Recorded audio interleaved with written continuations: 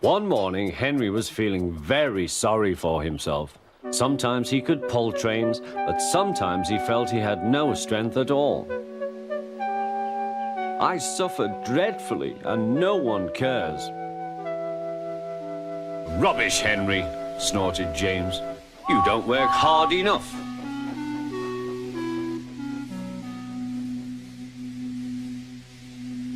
Sir Topham Hatt spoke to him too. What's wrong with you, Henry? You have had lots of new parts and new paint too, but they've done you no good.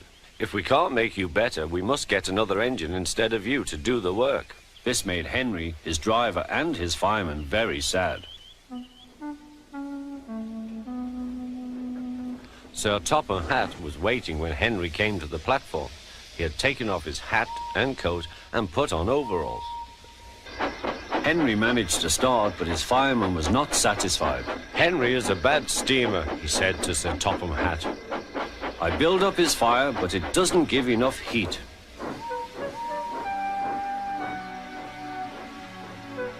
Henry tried very hard, but it was no good.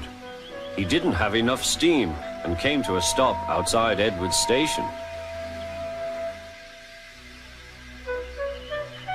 Oh dear, thought Henry, I shall have to go away. Oh dear, oh dear. All he could do was to go slowly onto a siding, and Edward took charge of the train.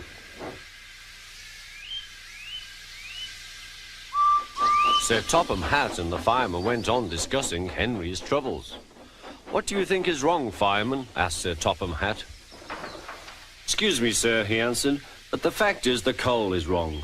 We've had a poor lot lately, and today it's worse. The other engines can manage, they have big fireboxes. Henry's is small and can't make the heat. With Welsh coal, he'd be a different engine. It's expensive, said Sir Topham Hatt, but Henry must have a fair chance. James shall go and fetch some.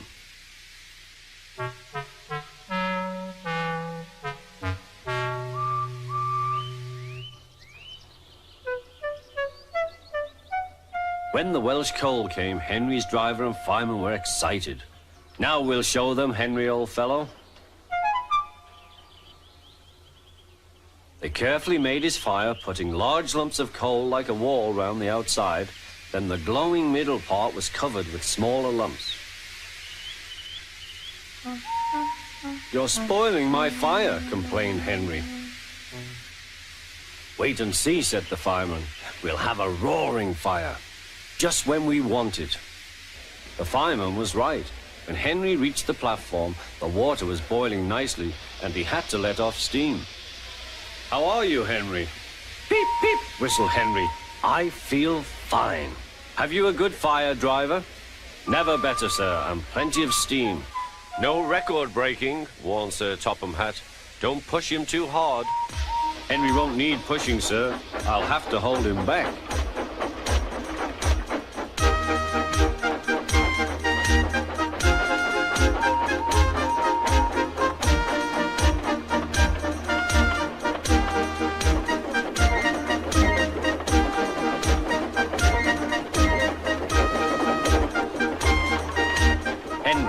Lovely day.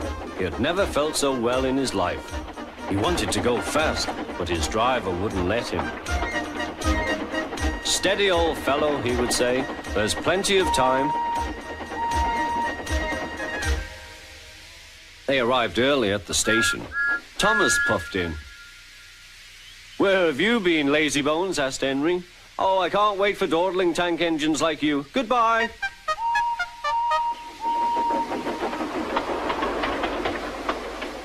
Whoosh, said Thomas to Annie and Clarabel. Have you ever seen anything like it? Both Annie and Clarabel agreed that they never had.